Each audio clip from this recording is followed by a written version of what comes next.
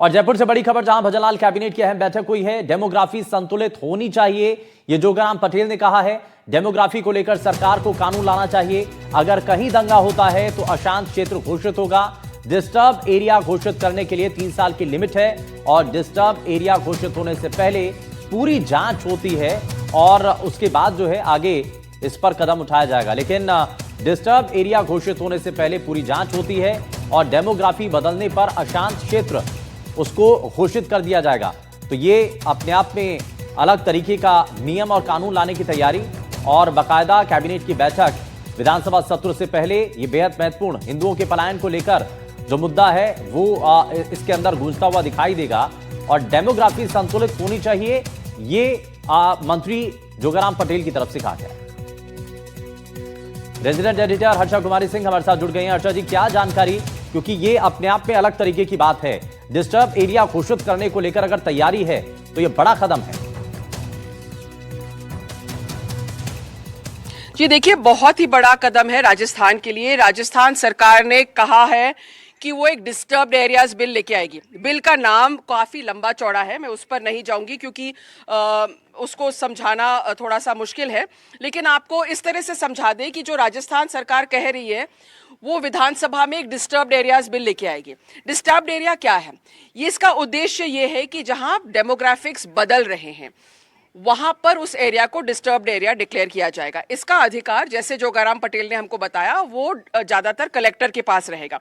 और उसमें क्या होगा कि वहां पर जैसे कि कोई समुदाय विशेष की संख्या बढ़ रही है, वहां पर सांप्रदायिक तनाव है, कोई न्यूसेंस फैलाने की वहां पे कोशिश कर रहा है, या वहां पर रायट्स वगैरह होते हैं, सिर्फ रायट नहीं दूसरी भी जो बातें हैं, उस तरह से अगर ये कुछ होता है उस एरिया में तो डीएम उसको डिस्टर्ब्ड एरिया डिक्लेयर कर देगा।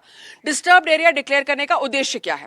उद्देश्य ये है कि जो लोग वहां पर रह रहे हैं, अगर आप रह रहे हैं और वहां पर एक समुदाय का बहुत ज्यादा आप देखते हैं कि पॉपुलेशन वहां बढ़ रही है और आप कहते हैं कि भाई मेरे को मेरा घर बेच के यहां पर निकलना है, तो सरकार कह रही है हम आपको वो प्रोटेक्शन देंगे।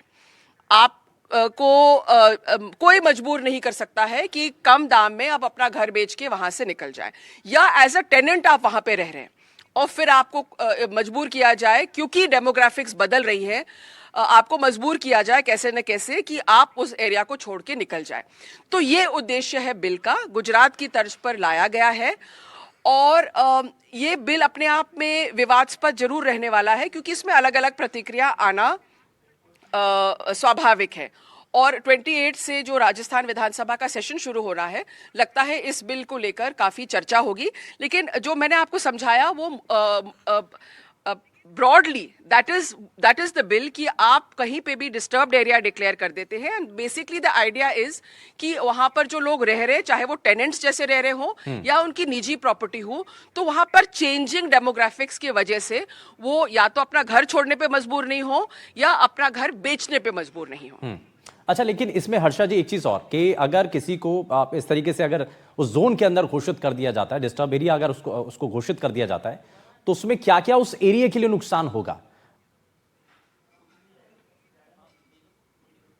ये देखिए, बहुत यही सबसे बड़ा सवाल था और लोगों ने यही पूछा कि अगर उसमें इस तरह से आप कहते हैं तो कई अगर कोई अपना घर बेचना चाहता है तो वो नहीं बेच सकेगा।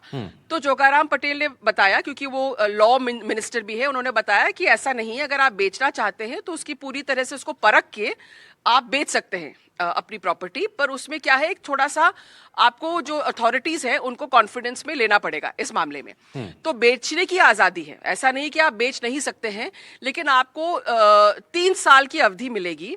जो डिस्टर्ब्ड एरिया डिक्लेयर किया गया है तो उसमें आप बेचने पे मजबूर नहीं होंगे। तो वो होप करते हैं कि भाई 3 साल के अंदर अंदर डेमोग्राफिक्स और संतुलन वापस अपने आप वहां पर आ जाएगा।